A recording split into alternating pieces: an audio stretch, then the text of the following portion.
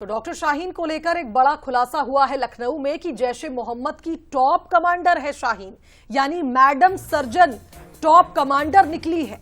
जैश ए मोहम्मद की शाहीन का code name था मैडम सर्जन। बता दें आपको, जैश ए मोहम्मद जो कि आतंकी संगठन है और इसके टॉप कमांडर है, कोड नेम मैडम सर्जन, जिसे कहकर सभी से बुलाते थे। शाहीन ऑपरेशन हमदर्द की भी मास्टरमाइंड रही। मुस्लिम लड़कियों को बरगलाने का आरोप इस पर है।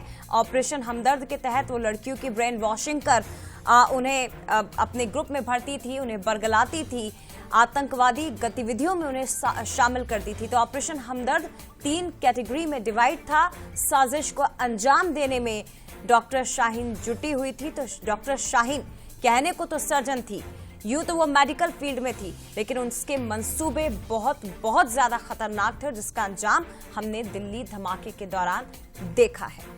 तो हमारे साथ विशेष संवाददाता आलोक राय इस खबर पर जुड़ रहे हैं, उनका रुख कर लेते हैं। आलोक जी, ऑपरेशन हमदर्द यानी एक सोची समझी प्लानिंग जिस पर काम कर रही थी जैश ए मोहम्मद की ये मैडम सर्जन, और हैरानी की बात यह है कि साजिश को अंजाम देने में जिस तरह से ये जुटी हुई थी, मुस्लिम लड़कियों को बरगलाती थी और अपनी टीम से जोड़ती थी।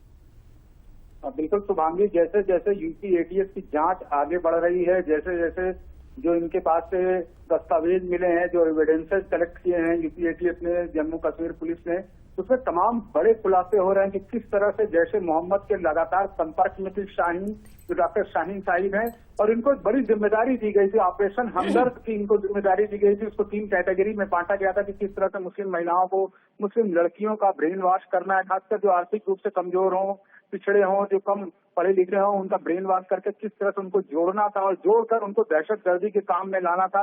इसके अलावा टीम डी थी जो जिसका काम कर रही थी डॉक्टर शाहीन साहिब, इनको मैडम सर्जन नाम दिया गया था। और ये उत्तर प्रदेश में जैसे मोहम्मद का पूरा काम देख रही थी। पूरे भारत में इनको जो है महिलाओं की नियुक्ति करनी थी, महिलाओं को जोड़ना था, खासकर मुस्लिम महिलाओं को अपने संगठन से। तो वे बड़े खुलासे हो रहे हैं लगातार, और लगातार जो चैट बॉक्स है उसको जो है उसको डिकोड किया जा रहा है एजेंसियों की तरफ से, क्योंकि सारे कोड वर्ड का इस्तेमाल किया गया है। जो भी बातचीत हुई है, जो भी मैसेजेस का आदान प्रदान हुआ है, उसको डिकोड करने पे तमाम चीजें सामने आ रही हैं कि किस तरह से जैश की तरफ से इनको लगातार दायित्व दिया जा रहा था, इनको निर्देश मिल रहे थे, और ये उसको जो है फुलफिल यहाँ कर रही थी। और इसीलिए एनआईए भी शायद, जो जानकारी सामने है कि शायद एनआईए भी इस मामले में जांच कर रही है, क्योंकि जिस तरह से दिल्ली ब्लास्ट के तार जुड़ते हुए दिख रहे हैं, चाहे वो पुलवामा की बात कर लें, जो गिरफ्तारियां। आलोक, एक जानकारी और दीजिए, क्योंकि जैश की ओर से जो ऑपरेशन हमदर्द चलाया गया था, उसमें जिन जिन लड़कियों का ब्रेन वॉश हुआ है, क्या उन तक भी पहुंचने की कोशिश अब एजेंसी करेगी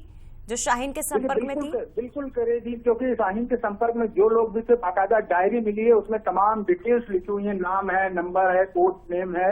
और इसके अलावा जो इनका भाई, जो यूपी एटीएस ने जिसको गिरफ्तार किया था लखनऊ से, डॉक्टर परवेज, जो यहाँ इंटीरियल विश्वविद्यालय है, निजी विश्वविद्यालय में पढ़ाते थे, उनके घर से भी तमाम चीजें मिली, कीपैड वाले फोन मिले हैं। तमाम सैकड़ों डॉक्टर जो है एजेंसियों के रडार पर हैं। तमाम डॉक्टर, सबसे चौंकाने वाली बात यही है कि पढ़े लिखे, मतलब उच्च शिक्षित तबका जो डॉक्टर कहा जाता है, जिसको भगवान कहा जाता है, वो लोग इसमें शामिल हैं और गिरफ्तार किए जा रहे हैं, और चौंकाने वाले खुलासे हो रहे हैं। तो जो लोग भी संपर्क में थे, ठीक है, उन सभी को ढूंढा जाएगा। आलोक, फिलहाल बहुत धन्यवाद आपका तमाम जानकारी के लिए। लेकिन शाहीन एक ऐसी शख्स जिसने अपने भाई को भी जिहाद के रास्ते पर धकेला था, और ना जाने कितने मासूमों को इसने अपनी जाल में फंसाया है।